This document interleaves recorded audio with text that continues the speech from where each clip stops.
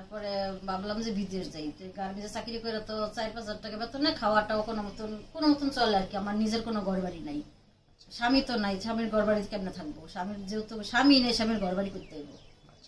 তারপর বাইরে গেলাম, বাইরে যাওয়ার পরে 3 মাস থাকলাম। 3 মাসের ভিতরে আমি বাসা বুঝি না, আমার ফোন করতে দেয় না, কথা বলতে দেয় না। আসসালামু আলাইকুম। দেশে এবং দেশের বাহিরে এই মুহূর্তে যে যেখান থেকে আমাদের ইউটিউব চ্যানেলটি দেখছেন, আপনাদের সকলকে প্রীতি ও আন্তরিক শুভেচ্ছা জানিয়ে শুরু করছি আমাদের নিয়মিত অনুষ্ঠান জীবনের গল্প। সম্মানিত দর্শক শ্রোতা, আমরা আজকে একজন ক্যামেরার সামনে এক বোনকে হাজির করেছি। তিনি একজন বিদেশ ফেরত নারী। আসলে মানুষ ভাগ্য পরিবর্তনের জন্য বিদেশ পাড়ি দেন। তো এই বোনটিও তার বুক ভরা আশা নিয়ে জীবনের ভাগ্য পরিবর্তনের লক্ষ্যে তিনি বিদেশে পাড়ি দিয়েছিলেন। আসলে তার ভাগ্য কতটুকু পরিবর্তন হয়েছে এবং তিনি 7 বছর বিদেশ করে দেশে এসেছেন। তো আসলে সেখানে কি পেয়েছেন, আসলে তার ভাগ্যের কতটুকু পরিবর্তন হয়েছে, এই বিষয়গুলো আজকে আমরা আপনাদের মাঝে তুলে ধরার চেষ্টা করব। পাশাপাশি একজন নারী আসলে বিদেশে যখন সে পাড়া দেয়, দেশের মাটি ত্যাগ করে বা দেশের মায়া ত্যাগ করে, তখন একজন নারী হিসেবে আসলে তার কি আকাঙ্ক্ষা থাকে এবং একজন নারী কতটুকু অসহায় হলে বিদেশ পাড়ি দেন, এই বিষয়গুলো আমরা আজকের এই ভিডিওর মাধ্যমে তুলে ধরার চেষ্টা করব। আসসালামু আলাইকুম। ওয়ালাইকুম আসসালাম। বোন, কেমন আছেন? ভালো আছি, আপনারা ভালো আছেন? জি আলহামদুলিল্লাহ ভালো। তো আমরা আসলে শুরুতে একটু আপনার পরিচয়টা জানতে চাই। আমার নাম জুলেখা, আমার বাড়ি গাজীপুর। জি। আমি লেবানন ছিলাম 7 বছর। জি। আমার 3টা মেয়ে। জি। 2টা মেয়ের বিয়ে হয়েছে, একটা মেয়ের প্রতিবন্ধী। আমার প্রতিবন্ধী বাচ্চাটা আমার বয়স্ক মা আর আমি। আচ্ছা, তো বোন আসলে একটা বিষয় আপনি আমাদেরকে বলবেন। আমরা যেমনটা জানতে পেরেছি যে আপনি 7 বছর লেবাননে ছিলেন। তো আসলে আপনার কি উদ্দেশ্যে আপনি সেখানে গিয়েছিলেন এবং আপনার কতটুকু আপনার সেই প্রত্যাশা পূরণ হয়েছে, আপনি কি কি বাধার সম্মুখীন হয়েছিলেন, আপনি যদি শুরুতে আমাদেরকে আপনার সেই গল্পটি বলেন। আসলে আজকে আপনার এই ক্যামেরার সামনে আসার যে উদ্দেশ্যটা বলেন। আমার উদ্দেশ্য হলো, আমি তো বিদেশ গেছি পরে, আমার বিদেশের আগের একটু গল্প বলি। আমার বিয়ে হয়েছে 12 বছরে। 12 বছর বয়স যখন আমার বিয়ে হয়েছে, বিয়ের পর আমার বাচ্চাটা হয়েছে, সেটা প্রতিবন্ধী, কথা বলতে পারে না। তখন আমি বিয়ের আগে থেকে গার্মেন্টস চাকরি করতাম। আমার বাবা ছিল না, ওই অনেক কষ্টেই ছিলাম। আমার বাবা মারা গেছে, আমরা 3 ভাই বোন, 1 ভাই 2 বোন। তখন থেকে আমি গার্মেন্টস চাকরি করতাম। পরে আমার বিয়ে হয়েছে, বিয়ের পরে আমার প্রতিবন্ধী বাচ্চাটা হয়েছে, হওয়ার পরে আমার স্বামী ঘর ভাড়া নিয়ে না থাইকা চলে যেত ফেলাইয়া। একটা বাসা ভাড়া নিত, নিয়ে দেখা গেছে চলে যেত। তারপর আমার আবার ওই বাচ্চাটা নিয়ে আমার মার কাছে আইতে হইতো, ভাইয়ের কাছে আইতে হইতো। এভাবে আমার দিন চলতে থাকলো আর কি। পরে 6 মাস 1 বছর কি এরকম পরে আয় আমার স্বামী আবার হাতে পায়ে ধরতো, আর এরকম করবো না, আর এরকম করবো না, আমার মাফ করে দাও। আবার পাশে রাখতে রাখতে এইভাবে আমার 3টা মেয়ে হইলো। 3টা মেয়ে হওয়ার পর আমার স্বামীর ভিতরে কোনো পরিবর্তন নাই, সে অন্য জায়গায় বিয়ে শাদী করছে। আপনার কথার ভিতরে একটু কথা বলি, সেটা হলো যে আপনার প্রথম যখন বিয়ে হয়, সেটা কি আপনার নিজের মতে হয়েছিল না আপনার পারিবারিক ভাবে? না, আমার পারিবারিক। আমি তখন বিয়ে সম্বন্ধে কিছুই বুঝতাম না।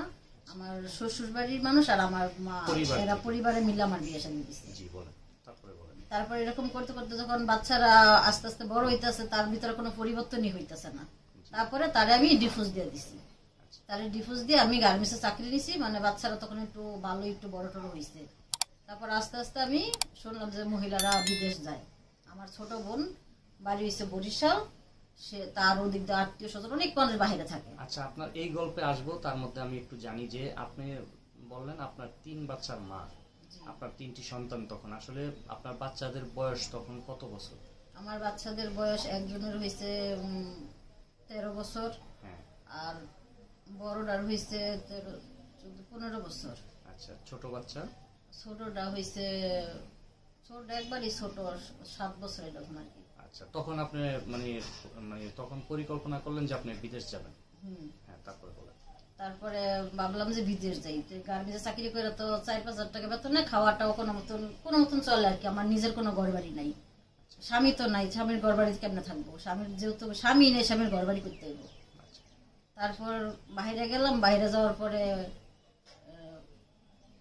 3 মাস থাকলাম। 3 মাসের ভিতরে আমি বাসা বুঝি না, আমার ফোন করতে দেয় না, কথা বলতে দেয় না, মানে করছি আর কি খারাপ জায়গায় যায়, খারাপ ম্যাডাম। মানে শুরুতে একটু ক্লিয়ার করে বলেন যে আসলে কিভাবে আপনি গেলেন, আর আপনি প্রথম শুরুটা কিভাবে হলো, যে আপনাকে মানে কে পরামর্শটা দিল আচ্ছা, বা মানে কিভাবে আপনি আসলে গেলেন? আমার ছোট বোনের স্বামীর বাড়ির ওদিকে মানে অনেক মানুষ বাইরে থাকে, ওই শত্রু দইরা আমার ছোট বোন বাইরে চলে যাইব, তখন ও চলে গেছে, অলরেডি ও চলে গেছে। আমার বিদেশে যাওয়ার কোনো নিয়ত নাই, কারণ আমার টাকা পয়সা নেই, টাকা পয়সা লাগে বিদেশ যাইতে, এটা জানা সত্ত্বেও আমার কোনো বিদেশের কোনো নিয়ত নেই। তারপর আমার ছোট বোন যাওয়ার পরে তারপরে দেখি যে মা বেশি একটা টাকা পয়সা লাগে না, হয়তো 30,000 টাকা জোগাড় করলেই বিদেশ যাওয়া যায়।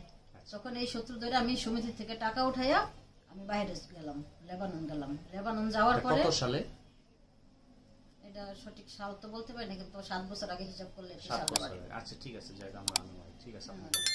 যাওয়ার পর আমি এক হইছে ভাষা বুঝি না, তারপরে যেই ম্যাডামের বাড়িতে গেছি ওই ম্যাডামরা মানে অনেক খারাপ আর কি, তেমন একটা খাবার দাবার দিত না। আপনি প্রথম যখন মানে লেবাননে যান, মানে তখন কি আপনার অফিস থেকে আপনাকে মানে নেওয়া হয়েছে নাকি কোনো কি কাজে আপনাকে আপনি গিয়েছিলেন? মানে আমি ওই রকম খালি বাইরে যাইতেছি, আমার এক আত্মীয়ের মাধ্যমে আর চাই আর কি, সে দালালি করে, সে এখন বর্তমানে মৃত্যু, জীবিত নাই, সে মানুষের মানে পাঠায় আর কি, ওই সূত্র ধইরা যে আমার আমি বলছি যে আপনি তো তখন গার্মেন্টসে চাকরি করেন, আপনি কি গার্মেন্টসের চাকরি বিষয়ে গিয়েছিলেন নাকি অন্য কোনো বিষয়? কন্টাক্ট বিষয়। কন্টাক্ট বিষয়, আচ্ছা। হাউস বিষয়। হাউস বিষয়, আচ্ছা ঠিক আছে। পরে যাওয়ার পর ওইখানে যাইয়া দেখি যে আমার ঠিক মতন খাবার দাবার দেয় না, মানে অনেক সমস্যা আর কি। তখন আমি এই কথাগুলো গোছায় বলতে পারতাম না, বলার না পারতে পারি আমি আশেপাশে বাঙালি গো কইছি যে দেখ আমার এরকম এরকম করে, কয় এই বাসায় মানুষের বেশি দিন টিকে না, চলে যায়, এরা মানুষ ভালো না। তখন আমি অফিসে যাইতে চাইলাম, যে ওই দেশের একটা অফিস আছে, আর আমার যে বাংলাদেশ থেকে পাঠাইছে তার সাথে যোগাযোগ করলাম, সে কইতাছে তুমি রাস্তায় বাইরে পুলিশের কাছে ধরা দাও, তোমারে বাংলাদেশে পাঠাই দিব।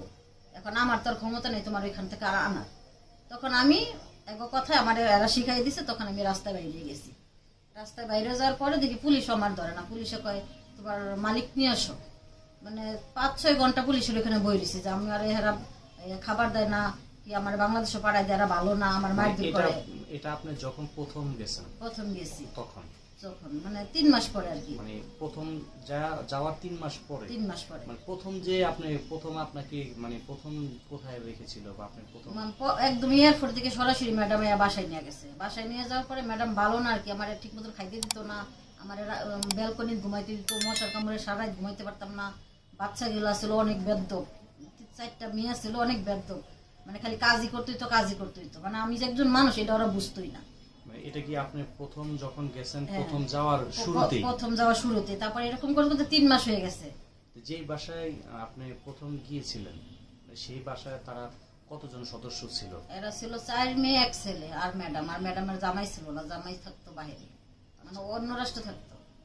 আচ্ছা, তো আপনি কি যাওয়ার পরে মানে ওই বাসায় কি আপনি একজন গৃহকর্মী ছিলেন না আরো কেউ ছিল? না, আমি একাই ছিলাম। আপনি একাই ছিলেন? একাই ছিলাম। মানে আপনি একাই সবার মানে দেখাশোনা করা বা আচ্ছা কি কি কাজ ছিল সেখানে? কাজ ছিল সকাল ভোরবেলা আমার উঠতে হইতো, ভোরবেলা উঠা প্রথমেই ম্যাডাম রে মানে ওই দেশ একটা মানে আমরা যেমন বাংলাদেশে চা খাই, ওই দেশ একটা আহুইয়া বল একটা জিনিস আছে, ওইটা মানে কালো মতন আর কি, তিতা লাগে, ওই জিনিসটা তারা সকালবেলা খায় আর কি ম্যাডামরা।